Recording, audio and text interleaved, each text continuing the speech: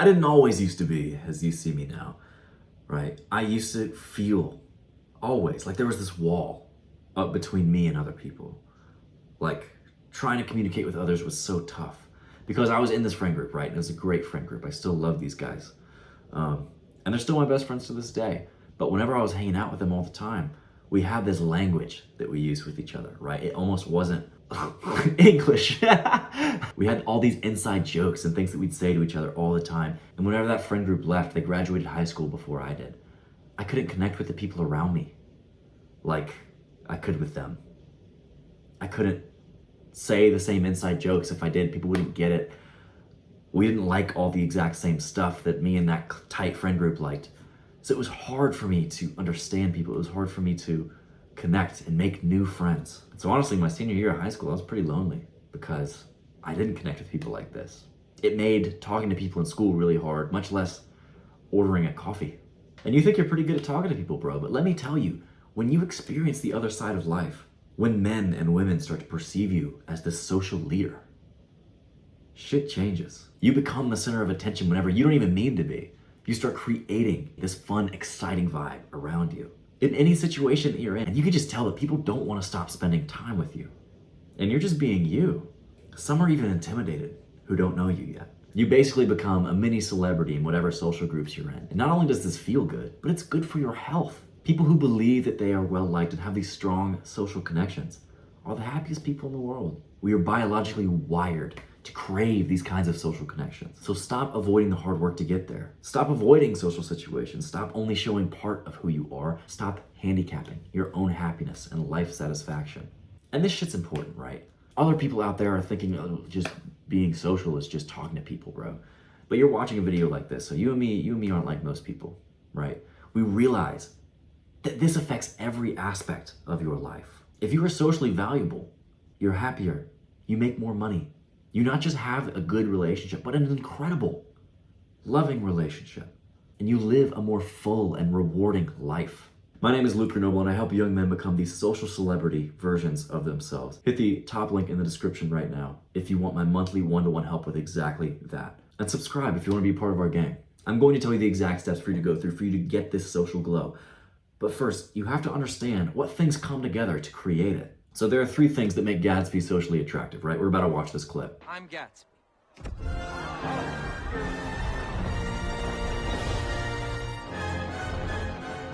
His smile was one of those rare smiles that you may come across 4 or 5 times in life.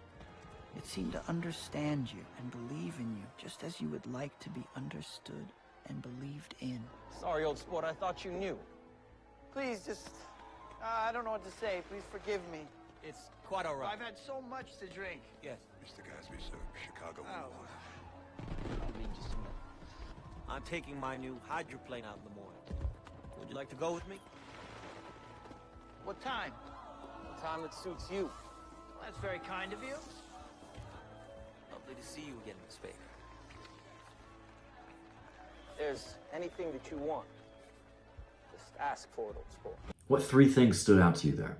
It's a combination of his presence, warmth, and power that makes him this social celebrity. So firstly, let's talk about presence. This is being in tune with the conversation. And you can see that Gatsby is always giving his attention back to Nick, right? The narrator. When you are in this present state, it feels like you're tuned in. Your mind is a radio station and there's no static. You're not having any other thoughts. You're not thinking about dinner later tonight or this girl you're gonna talk to. You're not even thinking about the next thing you're gonna say. You're just socially in tune. I can remember in high school being really attracted to this girl who wasn't even like that physically attractive. But because of this presence she had, every word I said, it was like she was hanging on to it. Like there was nothing else in the world except for me. I had her full attention. And when you have this with someone, it's like saying, you are important. I want to connect with you on a deeper level. And the inverse of this is being distracted in conversation. This is where most guys are at right now. They're thinking about the next thing that's going on. They're thinking about this girl that they were talking to. They're thinking, oh my God, am I coming off in this social situation really weird? They're not in this present flow state. The next thing is warmth. This is having genuine caring for the other person. And you show this through your body language. You're smiling. You're open. You're not this closed off shrimp of a guy who's trying to hide himself and put a literal wall between you and other people. You're open. For warmth, I love to think of like a southern mom, right? Who never lets you leave her house without like a meal to go. Because when you are warm, what you're doing is you are sacrificing something for someone else. You're showing kindness somehow. And the things that you sacrifice to gain influence are time, resources, old priorities, or ego. And we'll come back to that. The last thing is power. This is the most controversial. And we don't like to talk about it because we like to believe that all people are equal. But it can't be denied that people with power have influence. And they have influence over other people. And this means they have influence over events. So there are different forms of power. There's strength, of course, physical strength. There's also wealth. And there's also social power. Think of the night and day difference between Gatsby and the narrator, Nick. It's Gatsby's party. It's at Gatsby's house with Gatsby's friends, his social connections, and Gatsby's liquor. He's providing everything. This puts him in this position of power. So let's break down each of these three things, to what you can do to start gaining presence, warmth, and power in your social conversations. The first thing, presence. You already know, dude. Meditate. Meditate 10 minutes every single day for the rest of your life. But specifically for conversations, when you realize you're distracted, right? Because when you start meditating and you start coming back and realizing, oh, I was having a thought, that's going to start happening in conversation too. Whenever you're talking to someone, you're going to realize, oh, I'm having a thought about something else. Specifically when that happens, breathe in and think you are the most important person in the world right now. Put those words forcefully into your mind. When you do this, you're naturally going to start acting like it. And once you do this enough, you're going to start naturally connecting with people like this. You're going to be that guy, right? Who when you were talking to him, it feels like there's nothing else happening in the world right now. It's just you guys. That feels so fucking connecting, bro. So this is your action step. Write down that quote that I just said. You are the most important person in the world right now. Write that down on a sticky note, stick it up on your wall, because what we're doing with this is, I'm not trying to make this a one-time thing for you. This is going to become a habit for you. I want you to do this until it just becomes natural. You don't even have to think about it anymore. That's when you can take that sticky note down. Next is warmth, showing genuine care for other people. Do this, first of all, through body language, right? You have to show that you are a warm person by looking like a warm person. So check yourself right now. Are you crushing your balls with your legs? Are you making yourself small right now? Do the exact opposite of that. How would someone who's really social, really warm, really inviting be? They'd probably be pretty open, right? They'd be comfortable how they are. They would be kind of facing other people, right? They're not closed off. They're not in a corner. They're literally showing other people with their body that they are receptive. They are friendly. They're smiling. Try practicing always being in a state of this open body language. Anytime you realize it, just like meditation, come back and become open again. Next thing to think about for warmth. Anytime you walk into a new place, smile. Because when you do this, you're naturally telling other people that you are approachable. And you put yourself into a better mood when you do it. Just by smiling, you feel happier. And it can even be a cheesy smile, bro. If it's a cheesy, bad smile, if nothing else, it's endearing to other people. They still find you approachable because you're trying, right? And stop trying to act cool, bro. I see so many kids just like trying to be the cool guy and not care about anything and hoping some other cool guy is gonna come approach them and make their day better because they look cool.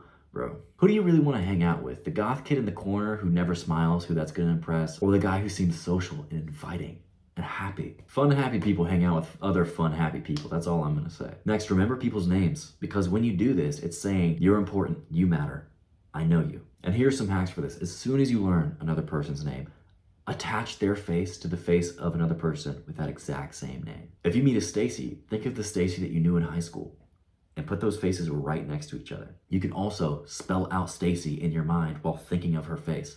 S-T-A-C-E-Y, S-T-A-C-E-Y. What you're doing right now is using this name over and over again somehow, so you start to remember it easier. And use people's names whenever you're speaking to them, whenever you're introducing them. Say, what do you think about this thing, Stacy? Or, hey, Brett, meet Stacy. Next, show sacrifice by doing something kind for people. Again, this is time. So you can take time to make something for someone, or you can just spend time with people. The next thing you can sacrifice is resources. This is money, this is gifts. So I wouldn't say just like give people money, but like if you give someone a gift, that's a nice thing to do. Shows that you were a warm person who is thinking about them. Next is old priorities. And this works really well for close relationships or long-term relationships somehow, right? Either close friends or like partners. Whenever you sacrifice something that meant something to you for this other person, they're going to notice. If my girl really wants to hang out on Friday, she's planning this elaborate date, but I have arm day on Friday. If I push off arm day for now, even though she knows that bodybuilding is really important to me, she's gonna notice that. She's going to think, man, he really cares about me because he's pushing this thing off, even though it is important for him. The last thing that you can sacrifice is ego. This one's a little bit more niche, but when you make a mistake or do something wrong, this is having the humility to say, I messed up and I'm sorry. I made this mistake and I'm going to do this thing to fix it. The last thing is power. Now, what can you do to gain power? The first thing you can do is just become more attractive.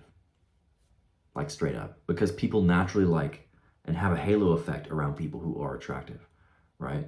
And don't just think that, oh, I'm not attractive and I can't change. If you think that, you probably shouldn't be watching one of my videos. Because no matter where you are at, you can do better. You can become a more attractive person by putting in the effort to do so. Go to the gym 5 times a week, then diet to gain or lose weight. There are a lot more knowledgeable people to look at than me for this, but if you want to see how I went from being 120 pounds as a stick to 160, I have a video on that too. The biggest thing about this is just to love and respect yourself, bro. Because when you do and you start taking care of your body, you start taking care of your face and your hair, people notice and they think, oh man, I am going to respect this guy now because he has self-respect. Just go through transformation like me. Easy. By becoming attractive, you increase your strength for one, of course. But more importantly, you increase your social power because now people respect you. Being attractive is great. It's a good first step. But what you can really do to gain power in your social situations is to be the initiator, to host, right? To be the guy asking other people to go do fun shit. Being the fun guy who's setting up these great conversations and great hangouts. People start to look to you as the social lead at this point. And it takes more work to lead, right?